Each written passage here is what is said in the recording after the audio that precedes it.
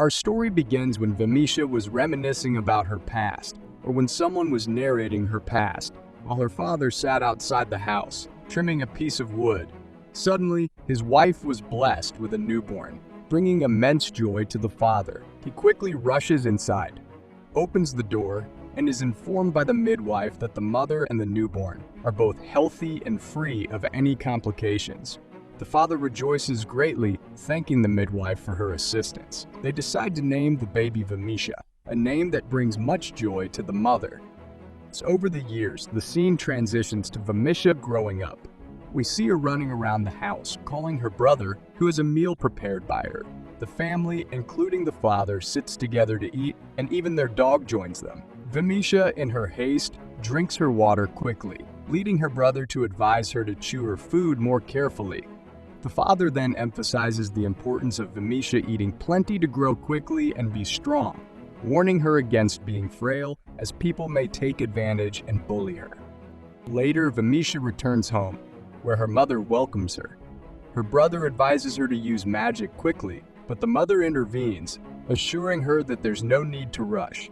She encourages Visha that everyone evolves at their own pace and acknowledges her impressive skills in helping others. Visha expresses that this was not the advice given to her when she was 4, as she had always wished to hurry and unlock her supernatural abilities. Visha then prepares a meal for the family, placing their favorite dish, called yakini nuroshi, on the table. The father, delighted, credits Visha, who possesses the soothing skill, for contributing to the preparation and promises that it will alleviate his fatigue quickly. The family enjoys the meal together, portraying a wonderful picture of collaboration, joy, and shared smiles. Later in the evening, everyone was busy with their individual tasks, yet all gathered in one place as the father updated them about the house. He mentioned that some final touches needed to be completed by the end of the month, referring to their new home. We then see Visha handling furniture and beautiful wooden pieces, while her mother, skilled in sewing, works on a bridal dress for her brother, who is a shoemaker. The mother tears up and Visha asks her what's wrong. The mother reveals that she remembered Visha and her younger sister will eventually leave for another house when they get married. Time is passing swiftly, and soon the day will. The father comments on how fast time flies as Visha turns 5. He advises her that children at this age start shouldering responsibilities, and her unique skill will always find a place for her to work and earn her next meal. The mother adds that skills and talents are God-given, but it's crucial to nurture them through daily practice and continuous learning. Visha's brother, with yellow hair, chimes in, confirming the importance of skills. He mentions that with 3 stars, like his own skill, you're safe, but with just 1 star, like Visha's soothing skill, you might face elimination. When Visha asks them to stop talking, she huddles with her family. Her brother advises her to choose her skill wisely. Visha expresses her desire to be a monster tamer, making friends with dragons, sheep, snakes, and all kinds of creatures. Her family laughs, and her sister smiles. The father sits beside her and emphasizes that skills are divine gifts, and they may or may not be granted. He gives her a wooden horse, symbolizing the potential to navigate this world. However, he warns that God can choose to grant or withhold these abilities. As they rejoice in Visha's decision, there's a knock on the door. At this late hour, they wonder who could be visiting. The mother stood up to open the door and found it to be Mrs. Labwa. She apologized for coming at such a late hour, but realized it was time to impart skills to Visha. The mother welcomed Mrs. Labwa into the house, introducing her to the little girl, Visha praising her intelligence since she started speaking at a young age. However, she expressed concern about Visha sometimes saying peculiar things, prompting Mrs. Labwa's visit. Mrs. Labwa was surprised and questioned the mother about what peculiar things Visha said. The mother explained that her husband thought she was making too much of it, but she worried about whether Visha could use her supernatural abilities or not, referring to magic. Visha's mother then asked Mrs. Labwa if magic exists in this world. Mrs. Labwa confirmed it, bringing great joy to Visha. Mrs. Labwa was asked about certain things that Visha wasn't fully aware of regarding creation and existence. She assured them not to worry, mentioning that the child would become exceptionally intelligent. Mrs. Labwa, while acknowledging that she doesn't personally believe in such things, decided to bring some happiness to the girl by reading her fortune. Visha was instructed to fetch a new candle. Visha questioned the concept of fortune reading, and Mrs. Labwa clarified that it relies on the unseen, known only to God. Despite not fully believing in such practices, Labwa intended to bring joy to Visha by saying a few words, nothing more or less. As Mrs. Labwa prepared for the fortune reading, she approached Visha and asked if she had memories of her past life. Visha was surprised by the question, and Mrs. Labwa warned her that revealing such memories, even to her mother, could complicate matters. Visha promised not to say anything again. After Mrs. Labwa concluded some chants and statements, she informed them that it was done. The mother eagerly asked if Visha saw the skill she would acquire, and Visha replied that she had a 1-star skill, making it impossible for her to see other skills.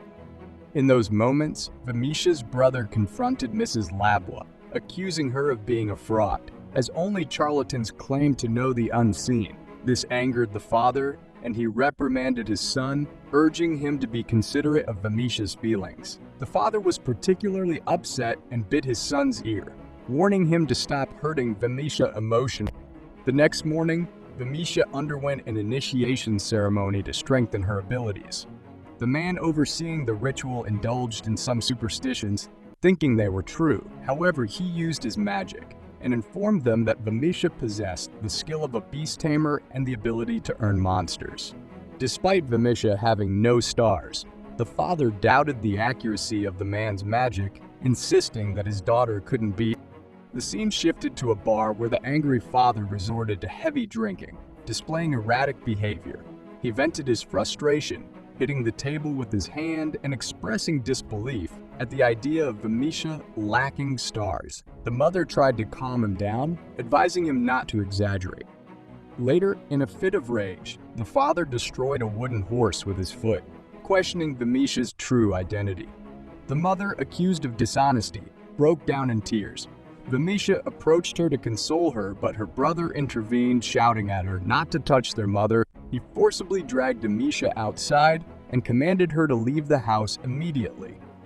Heartbroken, Visha ran out of the house, while the family discussed the implications of a child without stars, considering it a disastrous omen.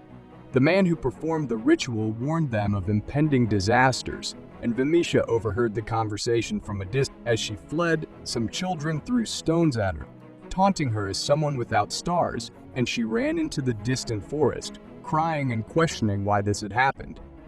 The situation worsened with rain pouring down, and Visha found herself hungry and alone. Unable to return to the house, she gazed at it from afar. The circumstances took a turn for the worse as Visha faced hunger and isolation, with no refuge in. Then, Visha finds some fruits and eats them. Afterward, she seeks refuge in a small cave from the intense rain, but the cold is too harsh. She breaks some sticks and twigs, then lights a fire to warm herself. She uses her strength twice until she loses consciousness. When she wakes up, she finds an old lady and Mrs. Labwa beside her. Suddenly, Mrs. Labwa appears and assures Visha about her well-being.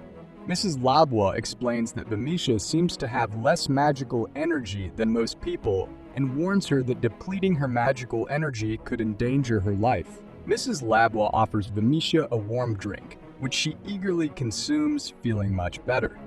Mrs. Roba, another lady, suddenly appears and checks on Visha. Mrs. Roba mentions that Visha has limited magical energy and provides her with a magical bag and a book. The bag appears old but can hold many things, and anything placed inside the book contains valuable knowledge that will be useful to Visha. Visha is astonished when Mrs. Labwa talks about a journey, but Mrs. Roba explains that Visha should explore neighboring towns and expand her horizons. Mrs. Labwa advises Visha not to force herself to continue traveling if she finds a place she wants to stay permanent. However, she should look for trustworthy people and be open with them about everything. Visha wonders why Mrs. Labwa is so kind to her, despite being without stars. Mrs. Labwa laughs and says that she doesn't hate her, reassuring Visha that everything hidden eventually comes to light. Visha asks if Mrs. Labwa hates her, and Mrs. Labwa responds, "Why would I hate you? Everyone hates me as if I were without stars." Mrs. Labwa informs Visha that in ancient times, nobody possessed skills or stars. People lived happily without skills, and not having a skill was not a bad thing. Visha becomes sad and questions why things have changed now. Mrs. Labwa admits she doesn't know and wonders about the reason herself. The scene shifts 3 years later, and Visha is scavenging through debris, looking for anything useful. She starts collecting pieces of wood to kindle fires when needed. Suddenly, she discovers a blue potion, and after taking it, she becomes very happy. She has a fruitful day, collecting a substantial load. As Visha sits by the river, enjoying her meal, she wonders why Mrs. Labwa hasn't visited recently. Concerned, she goes to the village and finds a large gathering in front of the church. Inside, she hears people talking about losing someone dear to them due to the cold. Visha realizes it's Mrs. Labwa and is shocked by the news. Later, Visha overhears her father telling the village elder that she wasn't in the shelter and must have sensed their presence and fled. The village elder insists that they must act against this. An individual without stars shouldn't be allowed to stay in their work. Visha is horrified, imagining the earth splitting open, and envisions her family regretting her existence, wishing she was never born. On the other side, the village chief gathers all the residents and informs them that Mrs. Labwa was crucial for their village. He attributes her death to a curse, stating that Mrs. Luna warned her about Visha, the starless and ostracized girl. The curse Mrs. Labwa received was due to ignoring the warning about Visha, who is now condemned and shunned by everyone. The village chief declares Visha a disaster and a threat to the village.